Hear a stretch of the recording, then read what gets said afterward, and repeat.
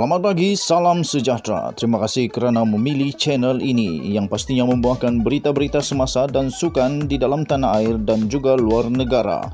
Sebentar lagi kita akan mulakan berita terkini daripada channel ini. Sila pertimbangkan untuk tekan butang subscribe, like dan share. Salam sejahtera Malaysia, berita seterusnya dipetik daripada malaysiakini.com bertajuk Arifin, laporan jawatan kuasa darurat sulit hanya untuk Agong. Jawatan Kuasa Khas Bebas Darurat 2021 tidak boleh membentangkan laporannya seperti mana yang diminta oleh beberapa pihak.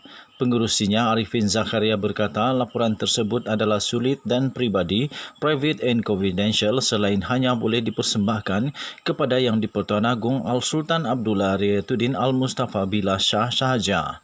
Katanya, saya tak boleh cakaplah, semua ini kena tanya sekretariat. Ini peraturan dia sebab semuanya private and confidential. Kita hanya lapor kepada Agong, kata Arifin yang juga bekas Ketua Hakim Negara ketika dihubungi Malaysia Kini sebentar tadi.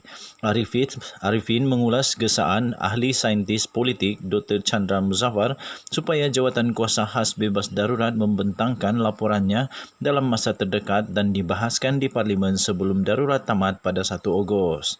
Katanya laporan itu perlu dibentang selewat-lewatnya pada pertengahan Julai untuk kerajaan menasihati Seri Paduka Baginda Yang di-Pertuan Agong mengenai langkah seterusnya. Menurut Chandra, laporan jawatan kuasa itu harus menjadi panduan untuk menangani penularan COVID-19 dan kesan-kesannya dan bukan dengan menukar kerajaan sekarang.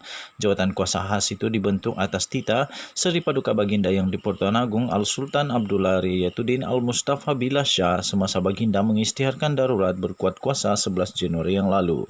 Jawatan kuasa itu mempunyai 19 anggota termasuk bekas Ketua Setiausaha Negara, bekas Ketua Polis Negara dan Tentera, dan bekas pengarah kesihatan, ahli akademik, mufti dan pemain perniagaan. Terdapat juga wakil parti politik termasuk 3 daripada pihak pembangkang iaitu Safiuddin Nasution Ismail PKR, Anthony Lok Siu Fook daripada DAP dan Dr. Zulkifli Ahmad daripada Amanah. Sekian berita, salam sejahtera Malaysia, Daulat Tuanku.